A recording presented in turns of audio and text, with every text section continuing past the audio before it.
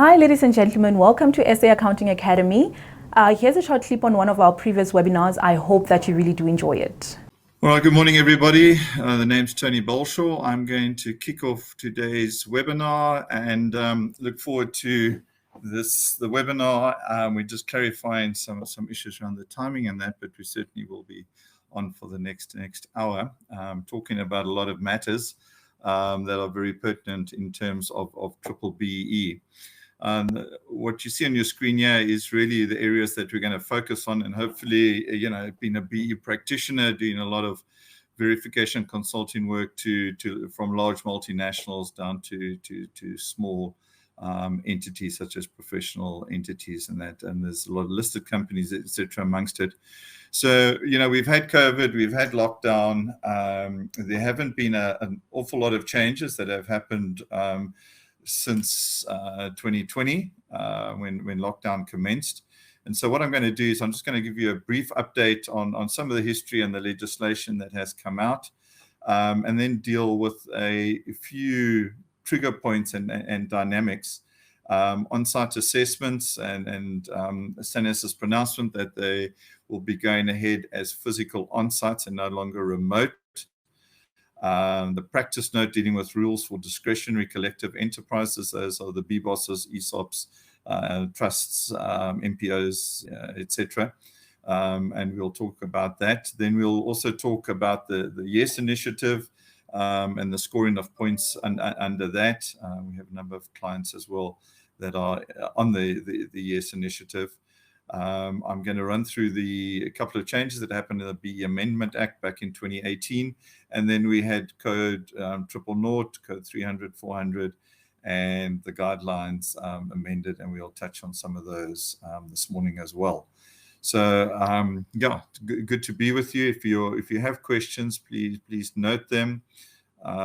And we will pick those up later on in the presentation. We won't be dealing with it interactively, certainly not at this stage whilst I kick off. Something that I want to also add here that's caused some confusion and misunderstanding, and something that's going to have to be clarified, is this whole aspect relating to absorption.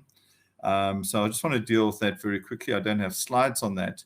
But there's two schools of thought in relation to absorption. And the first one arises in the amended codes, they actually refer to a section when they're dealing with skills and absorption.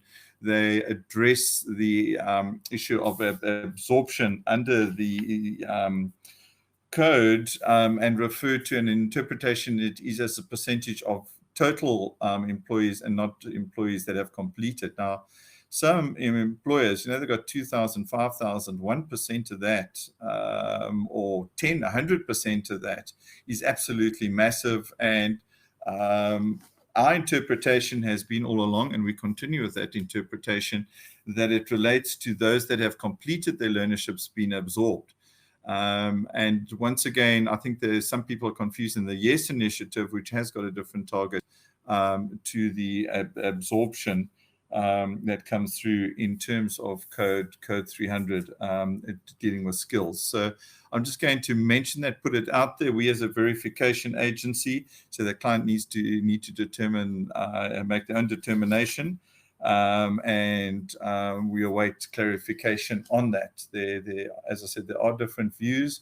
There's no pronouncements on it, and something happened obviously for the DTI to put out the practice note to do with discretionary collective enterprises, and I'll also be talking about that. So let's just kick off and have a look at the contextualization and the history of it. The strategy document came out in 2003 for B-BBEE, and it's quite interesting. Back then they were talking about sunset clauses and all the rest of it, 10 years. Well, the codes became effective, as we'll see further down here in the presentation, in February 2007, and then there was a lot of what is the effective date. Eventually, B-BBEE did kick off. So we had the strategy document, then we had the Act, which is obviously a very important document. And even in some of these guidance, the practice notes and that reference is made to the Act itself. So the Act is important, and do keep that close at hand. The Codes of Good Practice interpretive guide that came out. It's not the greatest drafting. There's obviously aspects that are open to interpretation and continue to be. For example, when it comes to the error, I believe, in looking at the flow-through and modified flow-through and looking on the one aspect in terms of total Black persons in relation to the economic interest. However, voting rights, when in essence, what should be happening with flow-throughs, it should be looking at voting rights. But that has been around, and I've done representations on behalf of a number of organizations over the years on that. Then we had the amended codes that came through, and there were significant amendments that came through in 2013. We've had sector codes that have come out between 2015 and 2017, and then most of them came through, 8 of them, and then the defense sector code, which came through in 2019. We've had some drafts, for example, in the transport sector, they're still under the old codes, if we can use that term. The YES initiative, which came in terms of the accounting profession, that's still in draft form. Legal sector, there's second drafts that have come through, but they haven't actually been published as codes or sector codes yet. The BE Commission have put on some guidelines, and there are issues in my mind around the BE Commission that will become clear just now when we talk to why it was necessary for the DTI to put out the practice note in relation to collective investments. All right. Sorry, that's a slide there. Then what we had in 2019 the revision to the definitions and revised definitions, which was useful. And then they revised significant code 400, code 300, and code 000. All right, so those are aspects just to look out for and just ensure. And I believe these amended codes of 2019 are very much up and running as they were intended to be, in the interpretations, as I said, have been useful.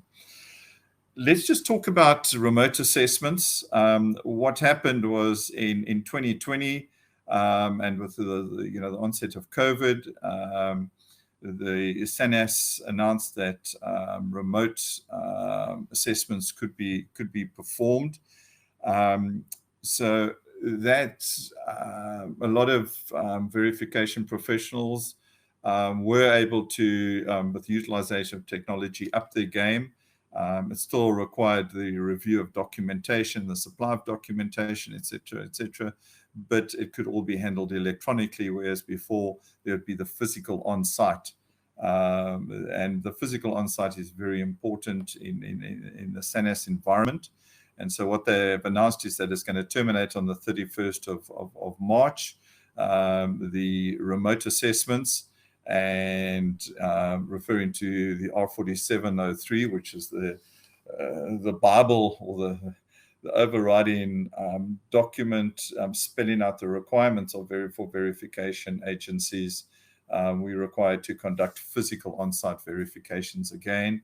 And that's when a lot of the work is done in terms of the interviews and the physical verification of those aspects that require physical verification. Sure, documentation can still be submitted electronically. We as a firm at VQS are totally paperless, and we also use a verification online system in terms of the management and tracking of the processes as well. So please be prepared for the change. If you are a verification agency and you're on at the moment, just do advise your clients of this change, and it is significant. Right, just while we wait for the slide to load, we're going to be talking about the so-called discretionary collective enterprises. And unfortunately, over a number of years, the BE Commission has sown havoc in this realm of interpretation. There's been like a political agenda focusing on narrow-based BE rather than broad-based triple B, as we know it from an ownership perspective. One will recall that a clarification notice was put out years ago by the DTI and was withdrawn within a week because of the outcry. I hope that you enjoyed that video. For more of our webinar videos, go to www.accountingacademy.co.za. Thank you and have a lovely day.